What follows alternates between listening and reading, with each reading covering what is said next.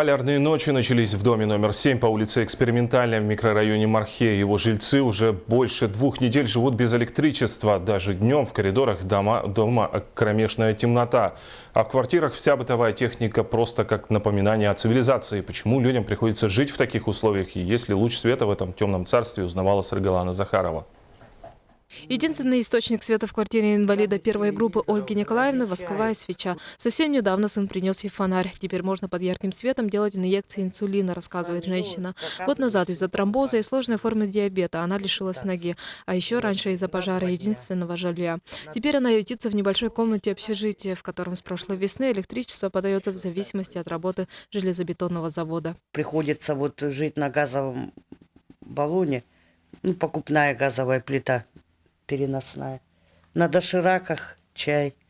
Еще вдобавок ко всему у меня сахарный диабет. Надо режим, диету соблюдать. А в таких условиях невозможно. Раньше дом состоял на балансе завода и был административным зданием, но в начале 2000-х его списали, присвоили статус жилого помещения и продали новым собственникам. Однако о подключении к общегородским сетям не позаботились, и вышло так, что дом теперь полностью зависит от работы завода. Вот так нас мучают с 2011 года. В 2011 году завод отключили от электричества из-за долгов перед энергосбытом.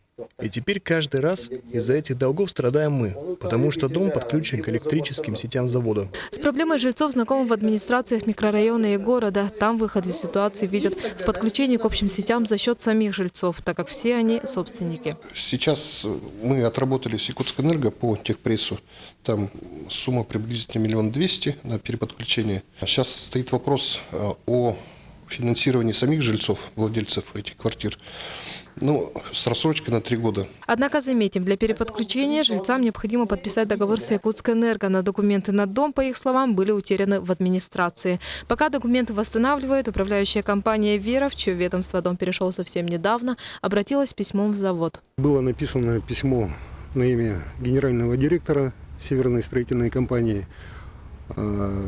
Соглашение о перераспределении мощностей данного объекта ихнего и жилым домом между ними. Чтобы часть энергии они могли дать на жилой дом для бесперебойного обеспечения. Теперь дальнейшая судьба жильцов зависит от решений владельца компании. Будет ли свет в этом темном царстве, покажет время. Саргалана Захарова, Алексей Просимов, Евгений Лугинов, НВК «Саха», Якутск.